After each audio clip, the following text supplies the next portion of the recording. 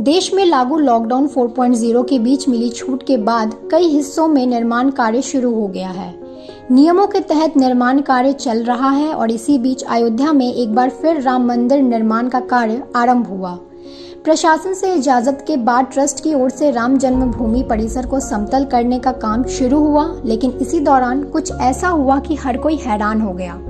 यहाँ समतलीकरण के दौरान काफी पुरानी मूर्तियां मिली।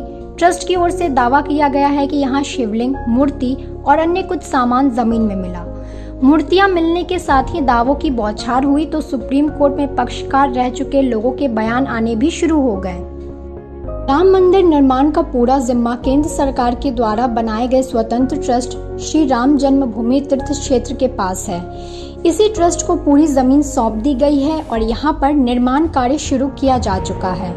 समतलीकरण में मिली कुछ पुरानी मूर्तियों के बारे में बयान जारी करते हुए ट्रस्ट की ओर से कहा गया है कि श्री राम जन्मभूमि तीर्थ क्षेत्र द्वारा दिनांक 11 मई 2020 से श्री राम जन्मभूमि परिसर में भूमि के समतलीकरण और गैंगवे हटाने का कार्य अयोध्या प्रशासन की अनुमति पश्चात प्रारंभ कर दिया गया है। कोरोना महामारी के कारण जारी सभी निर्देशों का समुचित पालन किया जा रहा है। बयान के मुताबिक समतलीकरण के काम में अभी 10 मजदूर कार्य कर रहे हैं। महामारी के निमित्त सभी सुरक्षा निर्देशों का समुचित पालन किया जा रहा है। मास्क, सैनिटाइजेशन सहित सभी आवश्यक प्रावधानों का समुचित पालन किया जा रहा है।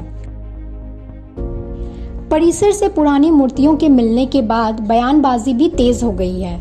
हिंदू महासभा के वकील विष्णु जैन ने कहा कि सुप्रीम कोर्ट में बहस के दौरान हम पर मुस्लिम पक्ष ने हिंदू तालिबान का आरोप लगाया था और कहा था कि वहां पर मंदिर के कोई अवशेष नहीं है। पुरातात्विक मूर्तियां का मिलना यह उन आरोपों का जवाब है जो हम सुप्रीम कोर्ट में बहस करते चले आ रहे थे।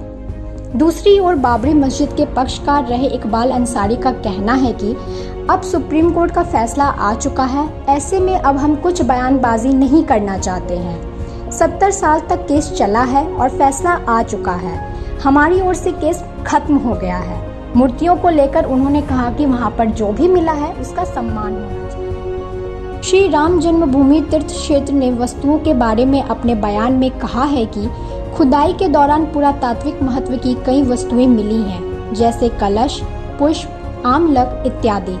खुदाई के दौरान भारी संख्या में देवी देवताओं की खंडित मूर्तियों के अतिरिक्त 7 ब्लैक टच स्टोन के स्तंभ, 6 रेड सैंड स्टोन के स्तंभ सहित 5 फीट का एक शिवलिंग भी प्राप्त हुआ है।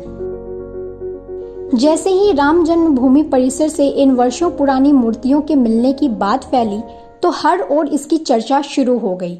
इसको लेकर श्री राम जन्मभूमि तीर्थ क्षेत्र के महामंत्री चंपत राय के द्वारा बयान दिया गया। उन्होंने कहा कि पिछले 10 दिनों से हम मलबे को हटाकर समतलीकरण का काम कर रहे थे। यहाँ ढांचे के नीचे काफी कुछ दबा हुआ था, जिसमें पत्थर की मूर्ति, शिवलिंग समेत काफी अन्य वस्तुएं मिली हैं।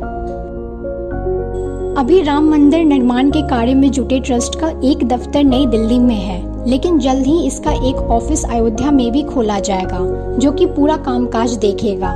परिसर के पास ही नए कार्यालय का निर्माण हो चुका है और जरूरत का सभी सामान भी पहुंच गया है। 9 नवंबर 2019 को सुप्रीम कोर्ट ने अपने एक ऐतिहासिक फैसले में राम जन्मभूमि बाबरी मस्जिद विवाद पर फैसला सुनाया था और विवादित जमीन को मंदिर पक्ष को देने का फैसला किया था। इसी के बाद सरकार की ओर से 3 महीने के भीतर एक ट्रस्ट का निर्माण किया गया, जो पूरी तरह से स्वतंत्र होगा और मंदिर के निर्माण से लेकर कामकाज को देखेगा। श्री राम जन्मभूमि तीर्थ क्षेत्र में कुल 15 सदस्य हैं और इसकी अभी तक कुछ बैठकें हो चुकी हैं। रामलला नाम से स्टेट बैंक ऑफ इंडिया में एक बैंक खाता भी खुल चुका है, जिसमें मंदिर से जुड़ा सारा कोष जाएगा। इसके अलावा भक्त भी यहाँ सीधे दान दे सकेंगे।